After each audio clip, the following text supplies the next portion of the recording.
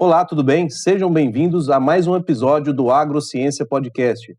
Hoje eu estou com meu amigo Alexandre Freitas, ele que é filho do Ivan, da Maria Helena, irmão da Tatiane Freitas, marido da Natália, pai do Guilherme e da Gabriela, produtor de leite, advogado, conselheiro da Credpel, vice-presidente da Comissão Pecuária de Leite da FAENG, ex-presidente do Núcleo Girolamo das Gerais. Alexandre, essa é a sua apresentação. Eu queria primeiro que você já começasse se apresentando mais e contando mais da sua vida e contando um pouco da sua trajetória, o que te trouxe até aqui. Lucas, primeiramente agradecer pelo convite aí.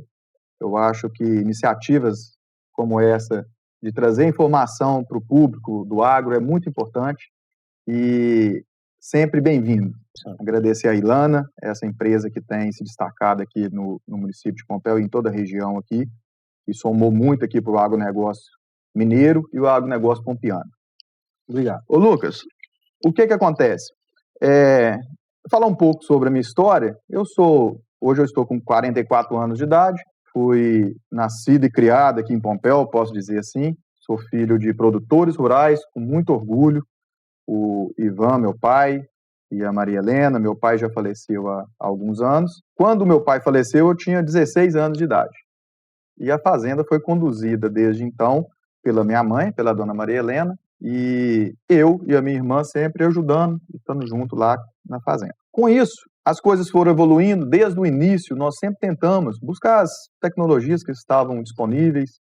Eu e a minha mãe, a Maria Helena, fizemos o primeiro curso de inseminação que teve aqui na cidade de Pompéu, isso em 1992, eu jovem ainda. O primeiro bezerro de inseminação nasceu lá em casa em 93. Já tinha ordenha? Não tinha ordenha mecânica, era ainda leite manual, extraído manualmente, e a gente depois fomos evoluindo para a ordenha mecânica, para o tanque de expansão, e nessa época também, desse curso de inseminação, nós também fomos pioneiros aqui na parte de piquete rotacionado, aqui em Pompéu, onde que tinha subdivisões de pasto, que hoje é muito comum, mas na época era uma novidade. E desde então a gente sempre tentando buscar as novidades. Parece que mesmo antes do seu retorno, a Fazenda Olhos d'Água e a sua mãe já exerciam um papel de muita relevância no nosso município, e ela já fazia bons trabalhos, né? Muito entusiasmada. Que você falou que você tem 44 anos de idade, mas você me contou mais cedo que a fazenda tinha 45 anos de produção ininterrupta de leite. Então, a sua mãe com certeza tem um papel fantástico e primordial nesse trabalho das Olhos d'Água aí, né? Sem dúvida. A dona Maria Helena, como a gente chama carinhosamente, é uma mulher pompiana, guerreira, que sempre esteve à frente da fazenda. E, como você lembrou, tem 45 anos que a gente produz leite lá na fazenda. E esse crédito é para ela, sem dúvida nenhuma. Ela nunca deixou, ela sempre dizia que a fazenda tinha que produzir leite, porque a fazenda sem leite era uma fazenda sem vida. Então, você citou essa parte do retorno, por quê? Vou contar um pouco aqui para o pessoal. Quando meu pai faleceu, eu tinha 16 anos de idade, a minha irmã 19, e a minha mãe continuou o negócio da fazenda, e eu tive a oportunidade de me formar, eu fiz advocacia, e fui trabalhar em Brasília. Eu tinha parentes lá em Brasília, fui trabalhar em Brasília, eu fiz um processo seletivo lá na UNB, que é a Universidade Federal lá de Brasília, e fui trabalhar na área de concurso público, e fiquei 13 anos fora de Pompéu. Desses 13 anos, fiquei 8 anos em Brasília, e com a distância, minha mãe ficou tomando conta da fazenda praticamente sozinha. A minha irmã, também advogada, morava em Belo Horizonte. Nesse período, eu tentando acompanhar a fazenda com uma certa distância, mas nunca me desliguei da fazenda. Exerci advocacia com muito orgulho, eu sou advogado, exerço ainda essa bela profissão, tive a oportunidade de me aprimorar, de fazer pós-graduação, de ocupar interessantes cargos na advocacia, mas sempre com foco da fazenda. A fazenda, eu saí da fazenda, mas a fazenda não saiu de mim. Ficou você ainda, né? Sempre vi isso na prática. Quando chegou em 2013, eu já casado com a Natália, a gente queria constituir família, E o que aconteceu? Nós resolvemos vir para Pompéu. Quando você retornou para a propriedade, qual que foi a situação que você encontrou ao chegar na fazenda? Eu encontrei uma fazenda ainda produzindo leite. A gente tinha optado por usar touros de repasse da raça Brahma para fazer bezerros para comércio. Então, tinha a produção, na época, em 2013, era de 480 litros de leite. Nas vacas, algumas vacas que ainda vinham do rebanho leiteiro, mas a minha reposição estava muito prejudicada, porque eu tinha vacas boas na fazenda, mas já não tinha as crias, que foi uma coisa que a gente fez pensando na lucratividade do gado de corte e diminuir o volume de serviço na época para minha mãe. Com isso, o que nós fizemos? Quando eu decidi retornar, nós tomamos algumas atitudes. Sentamos eu, a minha mãe e a minha irmã e resolvemos dar uma alavancada no leite. Para isso, nós tomamos algumas medidas. Primeiro, tirar o touro de corte das vacas. Suas vacas parecem estar ficando velhas, então você não tinha reposição. Ficando velhas. Eu não tinha reposição. Quando nós chegamos, nós tínhamos 3 bezerras de leite. 3 bezerrotas de 6 meses de idade, 4, 6 meses de idade. O resto era tudo já animais para descarte, animais de corte. Com sangue Brahma que vocês vendiam após desmama. A gente vendia após desmama e fazia, o pessoal utilizava elas para receptora de embrião, que já começou na época a ser uma realidade. E aí, tiramos o touro de corte, primeira atitude. Ao mesmo tempo, nós procuramos, foi até na feira aqui, na Super Leite de 2013, nós procuramos um apoio da assistência técnica. Nós fomos atrás do Educampo, que é um programa do Senar, que dá uma assistência técnica para as fazendas. Então, foi uma meta que nós colocamos, o quê?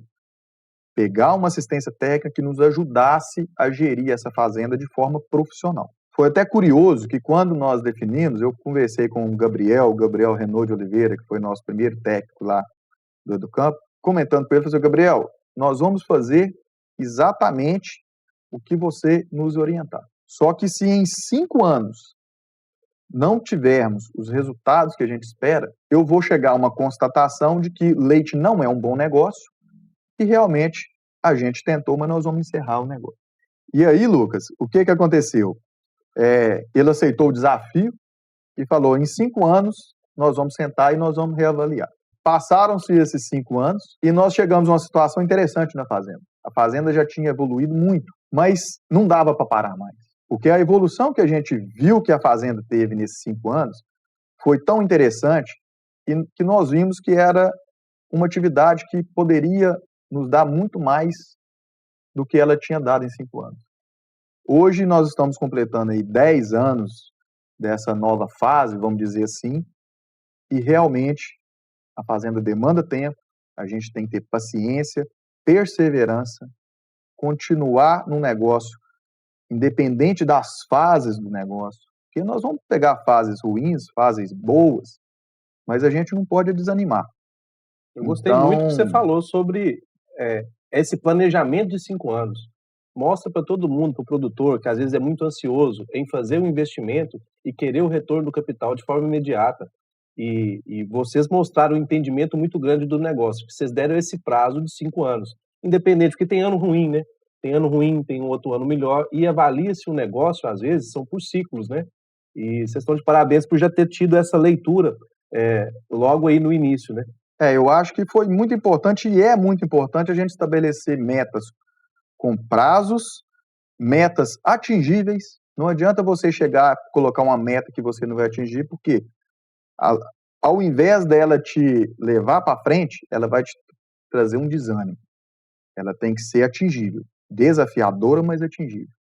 Então, eu acho que a gente tem sempre que trabalhar com números, com metas, e isso não só para atividade leiteira, mas em qualquer atividade, qualquer ramo que a gente tiver, Lucas. Alexandre, deixei para te contar agora o motivo do convite que o nosso podcast fez para você estar aqui. A gente estava numa conversa informal semana passada, num grupo de técnicos, falando sobre o quanto é comum a gente achar sistemas de produção de leite que tem 100 vacas produzindo leite e que essa mesma fazenda que tem 100 vacas às vezes tem 400, 500 animais que estão em recria. A gente percebe que às vezes não tem um planejamento igual você contou, que fez aí, né? E a gente acha que o produtor deixa de explorar um potencial grande que as fazendas de leite têm, que é o comércio de animais. E nós estamos numa região que tradicionalmente não se comercializava animais.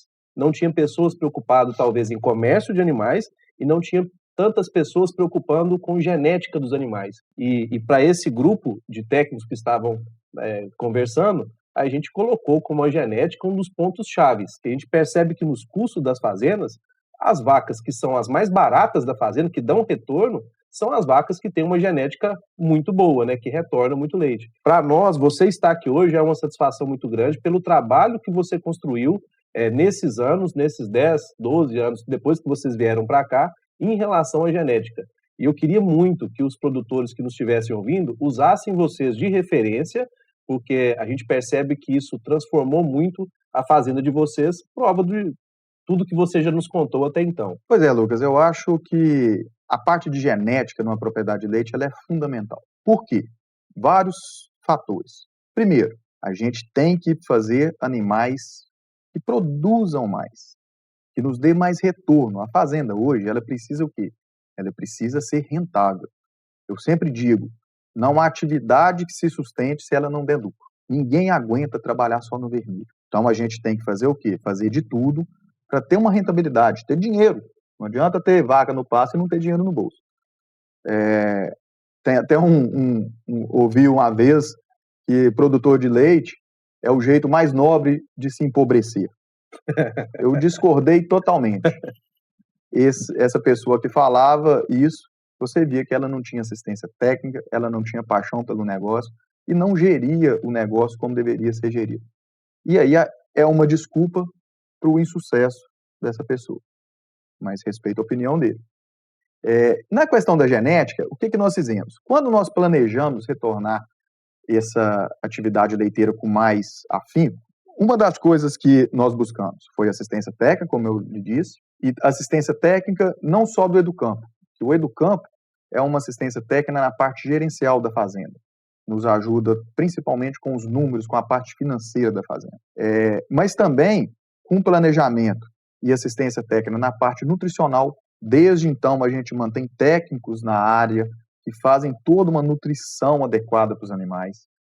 Técnicos que também nos auxiliam de outras formas na qualidade do leite, como a sua própria empresa, a Ilana, a gente hoje utiliza ela dentre uma gama de serviços que vocês prestam para fazer a qualidade do leite, para a gente fazer as análises de CCS, de gordura, de CBT que a gente utiliza. E levando em consideração que a gente fez um planejamento de alimentação, de manejo, a gente faz muito treinamento do pessoal para ter um manejo. Os animais têm que ser bem tratados, não adianta a gente querer produzir leite de qualquer forma. A gente precisa de uma qualidade de leite, a gente precisa de uma qualidade para os animais. A gente quer ver o bem-estar dos animais. Hoje está muito em foco isso, mas isso deveria ser desde sempre. Alexandre, eu queria pontuar um negócio aqui. Você falou das pessoas que auxiliam você, né? Eu sei que você tem boas assistência técnica, mas eu queria ressaltar para o produtor também, porque você está contando aqui, mas eu te conheço há anos. Quando você começou nesse projeto, eu fui muito na sua fazenda. E uma coisa que eu vi de diferencial de todo o processo, muitas fazendas eu indiquei já, faz um melhoramento genético, investe numa inseminação, só que eu via que o gargalo era mão de obra, e acho que ainda é. E um dos grandes motivos da sua fazenda ter tido muito sucesso é que era vocês na frente da inseminação. Era vocês ali, né? Você mesmo fazendo a inseminação. Isso eu acho que muda muito, né, de figura. É um ponto muito importante, é essa gestão. Se eu chegar na sua fazenda, não tem a bezerra que você não sabe me contar. Quem que é a mãe, a avó, a bisavó? Hoje na fazenda nós estamos com 386 animais, eu sei toda a genealogia de todos esses 386 animais, quem é mãe, quem é pai, qual a situação reprodutiva desse animal, e ainda te falo o nome e o brinco de cada animal. Por quê? Se eu estou nesse negócio, eu tenho que ser bom nesse negócio. E da mesma forma, se você chegar e conversar com a minha irmã, com a Tati, que a gente chama Tati, a Tatiana, que faz a gestão dos números, as compras, e a parte de nutrição, junto com o meu cunhado Alexandre, eles vão te falar quanto custa cada vaca por dia, quanto custa cada centavo que tem de despesa na fazenda, com planilhas bem detalhadas e os números na mão. Isso aí, hoje, eu acho que não tem como você, repito, não só para o negócio leite, o negócio leite também. Só que isso é uma ênfase que a gente dá no negócio leite, porque o negócio leite ele é tido como um segmento que não precisa de tecnologia, que não precisa, é só ir ali, tirar o leite e entregar. Isso está mudando e com uma velocidade muito grande e não tem como a gente pensar numa atividade leiteira hoje sem esses números. É muito importante. É uma exigência do mercado mesmo, tanto do número para você gerir, quanto um produto de qualidade que você produz, porque tudo isso é comida, né, Alexandre? Sim. A gente começou a mapear o que precisava na fazenda. Fomos em manejo, fomos em alimentação, fomos em a nutrição com alimentação e fomos também num ponto que na minha visão é importantíssimo, que é a genética. Por quê? Eu sempre brinco, o animal que come uma silagem, ele pode ser bom ou pode ser ruim. Geralmente o animal pior come mais. Por quê? Ele vai converter a alimentação em peso e não em leite. Então, a gente tem que buscar animais geneticamente superiores. Eu lembrei aqui no início que nós começamos a inseminação lá em 1992, né, já se vão mais de 30 anos aí, mas a gente esteve sempre acompanhando. Acompanhando o quê? A evolução genética. Eu tenho um parâmetro de utilizar sempre os melhores touros disponíveis no mercado, independente do valor do sêmen. Porque eu acho muito barato o investimento. Se a gente pegar nas planilhas, o investimento na parte de reprodução, de inseminação, ele é insignificante em virtude do que pode trazer lá na frente. Uma outra coisa que eu faço, eu vejo acasalamentos sendo feito com 3 opções de touro. Esse aqui é para a primeira inseminação, esse aqui é para a segunda, esse aqui é para a terceira. E escalonando também a qualidade desses touros. Respeito quem faz, cada um tem o seu planejamento. Na minha fazenda, eu não utilizo. Se eu fiz o acasalamento para aquela vaca com aquele touro, se eu gastar 3 doses de sêmen, vai ser as 3 doses de sêmen daquele touro. Porque por causa de 50, 60, 100 reais numa dose de sêmen, você prejudica seu planejamento até o final. Quando esse sêmen vai te dar retorno? Depois da gestação da mãe, nascimento, recria da bezerra, prenhez dessa novilha, é muito tempo que você utiliza para você conferir o retorno. Então, a gente tem esse parâmetro de usar o que tiver melhor disponível na genética. E em relação a isso, apareceu que hoje é uma realidade a transferência de embriões. Como que a gente utilizou na fazenda? A gente começou lá na fazenda fazendo as transferências de embriões, onde é uma ferramenta que eu acho incrível, eu acho que é uma condição que você consegue melhorar sua fazenda. Tem estudos que falam que você, em 5 anos, você melhora o que você precisaria de 30 anos para você melhorar numa reprodução Sim. normal. Por quê? Que você vai trazer um sêmen bom dos tops, que todo mundo tem acesso hoje, mas nem todo mundo tem acesso a uma matriz doadora boa. Então, quando você une esses 2 elos, vindo a parte do touro e a parte da doadora, você adianta gerações. Hoje nós temos muitas ferramentas. Tem a transferência de embrião, tem a parte do genoma, que hoje está vindo com muita força, que você vai conseguir avaliar logo após o nascimento da bezerra, se ela já tem uma projeção de ser uma boa matriz lá na frente. Você vai conseguir fazer seleções dentro do seu próprio rebanho para melhorar isso. Então, a genética, eu acho que é um caminho assim que nós focamos muito e eu não tenho dúvidas que foi uma parte muito assertiva na fazenda. Com a genética, o que nós fizemos? Nós buscamos, logo no início, saber o que seriam os animais registrados. Para que tem animal registrado? É bonito só para falar que tem? É só para pôr um brinco na orelha da bezerra? O que eu cheguei à conclusão, depois de muita pesquisa, antes de fazer um investimento no escuro, eu fui ver as vantagens e as desvantagens, e eu notei que tinham muito mais vantagens do que desvantagens que compensaria esse custo. Primeiro, eu vi que o custo era muito inferior ao que eu imaginava de manter animais registrados. E com isso, eu consegui ter animais de genealogia conhecida. Eu conheço quem é o pai, quem é a mãe, quem é o avô das minhas bezerras. Nesses 10 anos, todo mundo que nasceu lá em casa, eu sei a árvore genealógica dela. E isso facilita demais para você fazer um cruzamento mais assertivo. Você evita consanguinidade, você tem hoje opções em catálogos de sêmen, tanto de touro holandês, como de touro gir, como de touro girolando hoje já, onde você pode avaliar as características. E nós fomos evoluindo muito nessa parte de genética. Eu tenho a assessoria dos técnicos da associação, o André Junqueira nos atende há 10 anos, e ele vem na fazenda, olha, a gente avalia todos os animais, a gente senta, escolhe os touros que a gente vai utilizar, pensando no que vai nascer. A gente tem toda essa preocupação com a genética. E os resultados começaram a vir. Com essa seleção, que foi muito apertada e até hoje, cada dia a gente fecha mais o funil, nós começamos a participar de pistas de julgamento. Para quê? É para fazer graça? É bonito? É bonito, é legal, também. Então a gente tem também um prazer de levar seu animal e mostrar ele nas pistas. Mostrar o trabalho que você está fazendo. Porque às vezes você fica muito fechado ali dentro da porteira da fazenda e tem animais espetaculares, mas é só para você. Então é bom você mostrar o fruto do seu trabalho. E cria oportunidades, né, Alexandre? E uma outra coisa que eu considero muito importante nas pistas de julgamentos é o quê? Quando você, Lucas, vai levar um animal para uma pista de julgamento, qual animal que você leva? Você vai levar os melhores animais que você tem na sua fazenda. Se você pega uma pista de julgamento, igual nós vamos ter agora a Super Leite, que é uma pista pesadíssima, que é uma das maiores exposições de Minas e também do Brasil, da raça girolando, a gente separa os melhores animais. Quando você pega uma pista de julgamento, você levou seu melhor animal para a pista, ele precisa ganhar? Não necessariamente. Mas se você ficar lá atrás e ele for muito mal pontuado, você tem que repensar sua avaliação genética, seu quadro genético. Ele não precisa ser o melhor, mas ele tem que estar do meio para cima. Porque senão tem que acender um alerta.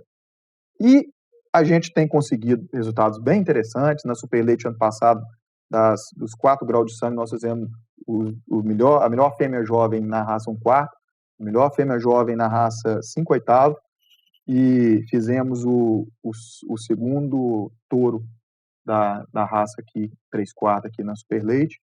Esse ano nós viemos agora de um resultado muito expressivo na Mega Leite, que é o campeonato nacional. Nós conseguimos, com um touro 5/8, ser campeão de categoria, e com um tourinho 3/4 a gente ser campeão de categoria e segundo melhor macho do Brasil, num campeonato nacional com mais de 500 animais. Alexandre, eu vejo que genética, ela pode trazer benefícios para a sua fazenda, mas pode trazer um benefício muito grande também para quem pode estar adquirindo a genética.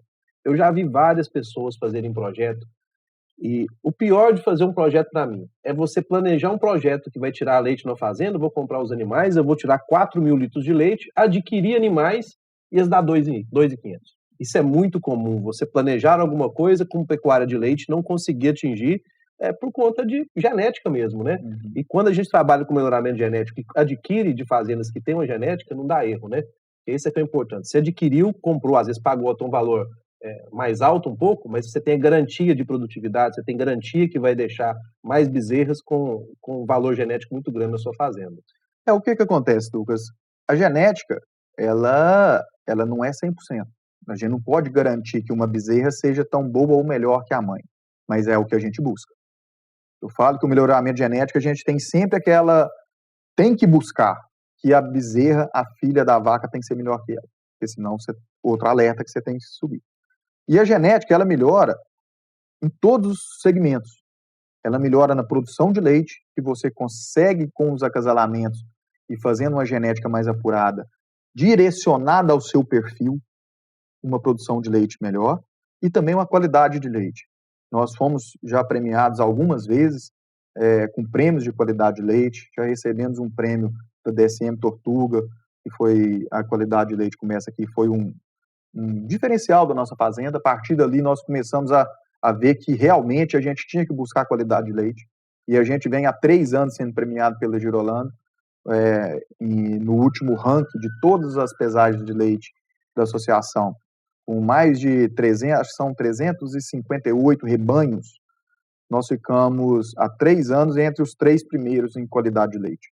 Então, nós viemos ano passado com o primeiro de gordura nas fazendas de animais de 100 a 200 animais em lactação, que é a nossa categoria, em segundo de proteína, e esse ano nós ficamos em segundo de proteína, e a gente vem sempre buscando essa qualidade do leite também. O leite é um alimento, a gente não pode esquecer isso. A fazenda tem que ser lucrativa? Tem.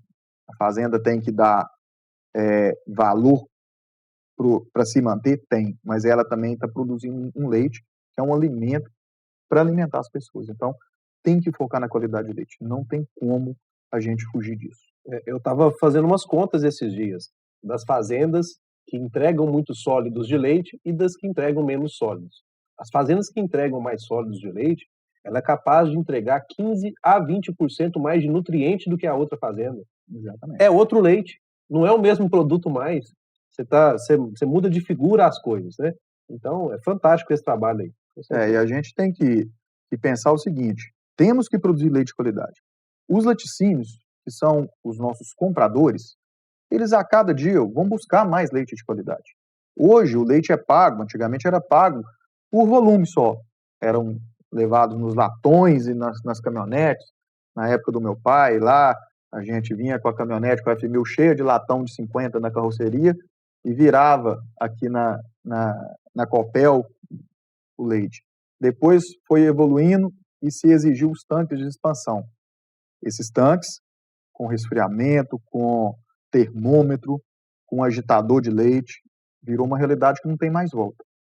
E depois as indústrias começaram a pagar por qualidade, que é a análise laboratorial, que vocês também fazem, a gente faz o trabalho com a Girolando, a gente tem a pesagem de leite oficial com a Girolando, porque a gente tem uma certificação externa do nosso rebanho, e isso nos coloca como vendedor de genética. Todos os animais, todas as vacas minhas têm um controle leiteiro oficial, a gente paga, a pessoa vem de fora para pesar o leite, tem todo um documento. Isso aí te dá uma credibilidade para genética, igual você está falando. A chance de você pegar um animal de uma genética confiável, que você vê o trabalho, que tem todas as certificações, a chance de você ter uma fêmea, uma bezerra de melhor qualidade aumenta consideravelmente, tá, Bruno? Não, perfeito. Alexandre, muito se fala da gestão da porteira para dentro. O que você acha dessa afirmação?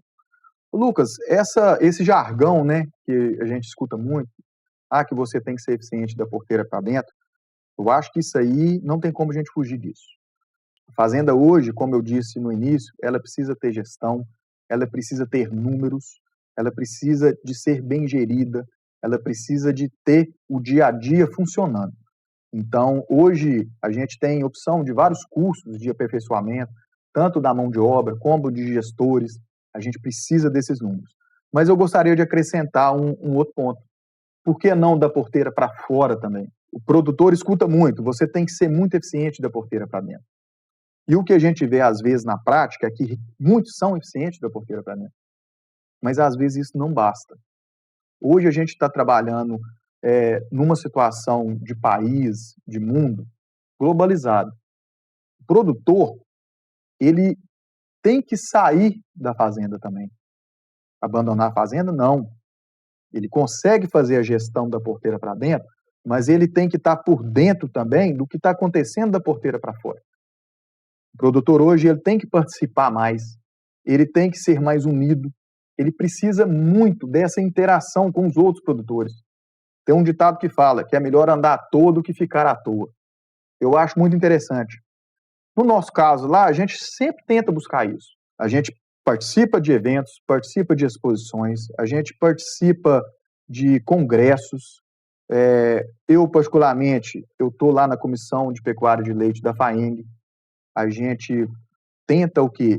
Ficar por dentro de assuntos de comércio, assuntos internacionais. O mercado de leite hoje é um mercado muito complexo. E se o produtor não estiver lá para defender, quem vai defender o produtor? Nós vimos, e é uma realidade, que os outros setores são muito bem organizados. Você pega, por exemplo, os laticínios. Os laticínios, eles conversam entre si. Isso está errado? Não. Eles estão certos. Eles têm o segmento deles. O varejo conversa entre si. E o produtor não conversa. O produtor, às vezes, ele fica muito retido dentro da fazenda, porque o trabalho da fazenda é contínuo. Você precisa o quê para conseguir sair? Fazer uma gestão de pessoal ali dentro. Porque a fazenda não permite hoje uma propriedade de leite, se sair uma pessoa, a fazenda desmonta. Isso, a gente, se está assim, a gente tem que tentar resolver esse problema.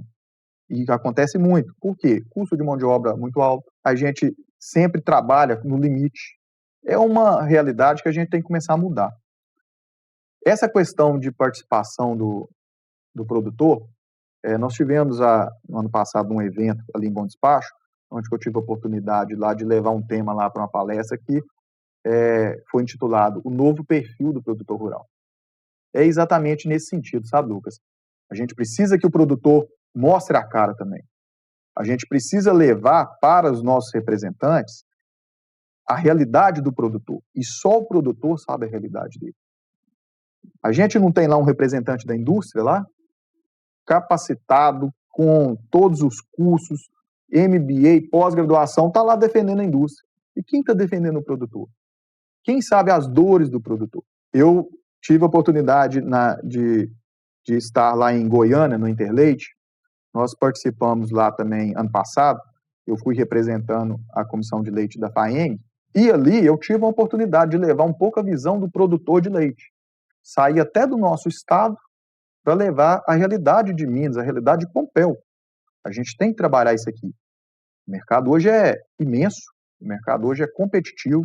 E se a gente não tiver alinhado com as atividades hoje, com o que está acontecendo, o produtor vai ficar sempre um passo atrás dos outros segmentos. Eu acho muito importante a gente passar a pensar mais nesse ponto. Não, Alexandre, eu gostaria de te parabenizar por essa colocação aí, principalmente que a gente percebe que o produtor tem comunicado, às vezes, só dentro da fazenda, deveria estar comunicando mais do lado de fora com outros produtores e, mais um passo, comunicar com o mercado. Eu acho que hoje a pecuária de leite precisa muito de pessoas como você, que está ajudando os produtores e comunicando com o nosso cliente, que é o consumidor do leite. Eu acho que nós precisamos muito, cada dia mais, conversar e levar essa informação do campo, e que muitas vezes você não é uma pessoa que está desmatando lá na sua fazenda, você não é essa pessoa que a produção de leite não é só isso, que a produção de leite ela tem muito por trás disso e que você faz uma agricultura, muitas vezes, uma pecuária regenerativa. O produtor e a vaca não é culpado por aquecimento global, muitas vezes, né? Nós temos que desmistificar isso e a gente precisa de pessoas como você aí na frente do negócio. Ô Lucas, você tocou num ponto muito importante também que a gente não pode deixar de mencionar aqui nesse papo nosso, essa questão ambiental. O produtor ele é taxado hoje pelo grande público, pelo público que desconhece a realidade do produtor, como a pessoa que desmata, a pessoa que agride o meio ambiente. Essa realidade não é do produtor rural. Não é do produtor que eu posso falar da nossa região, de Pompéu, de Minas Gerais.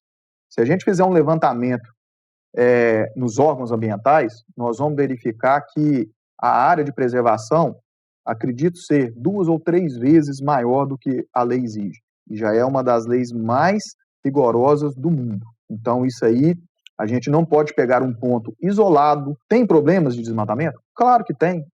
Como tem problemas em todos os setores. Mas a gente não pode colocar aquilo ali como se fosse uma regra que todo produtor desmata. Eu dou um exemplo lá na minha fazenda.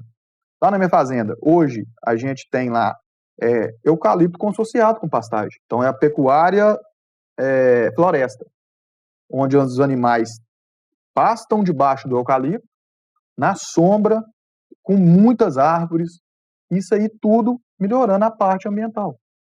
A gente se preocupa com essa parte. Nós estamos fazendo um projeto lá agora, todo para fazer tratamento de dejeto dos resíduos do leite. Então, eu acho que a gente precisa, do jeito que eu falei que o produtor tem que sair para mostrar, o produtor tem que sair também para falar assim, espera aí, vamos lá na fazenda, vai na minha propriedade ver o que eu faço e não saia me chamando de desmatador, não saia me chamando de criminoso ambiental. Porque a hora que a grande população começar a vir para o campo e ver a realidade do produtor, certamente ela vai ter outra visão e isso vai ajudar na educação das crianças, vai ajudar em todo o desenvolvimento do planeta. A gente precisa colocar as coisas no lugar. E a parte ambiental, não tenho dúvidas do que o produtor de leite de Pompéu atende perfeitamente, até com sobra. Alexandre, gostaria de agradecer muito. A nossa audiência, com certeza, vai ficar muito feliz com esse conteúdo que hoje você está deixando para a gente. Um grande abraço para você e que você retorne mais vezes no Agrociência Podcast. Eu vi que essa conversa nossa tem potencial para estender por horas. E com certeza a gente vai ter outros episódios, outras oportunidades de falar mais. Ô Lucas, eu que agradeço. Eu acho que você é um parceiro do produtor rural, você é um inovador, você é uma pessoa que busca. Essa aqui é uma iniciativa que você vê como a gente precisa de profissionais como você nos auxiliando, estando ali ao lado do produtor. O produtor não anda sozinho, o produtor precisa dessa ajuda, precisa desse apoio e precisa ter canais que levem essa informação para o público. O meu grande amigo Jonathan Maia, ele brinca, ele fala que a gente não tem que levar a informação do produtor para os convertidos, a gente precisa levar para quem não conhece essa informação. A gente tem que espalhar isso aqui, e esse é um canal de muita audiência, para levar essas informações, um pouquinho aqui, um pouquinho ali, para o grande público, para a pessoa da cidade grande que não tem acesso, às vezes, à realidade de um produtor rural. Parabéns, agradeço a Ilana pela oportunidade, e a Fazenda Olhos d'Água estará sempre de portas abertas, de porteiras abertas para atendê-los e recebê-los lá sempre, meu amigo. Isso aí, muito obrigado e um grande abraço a todos.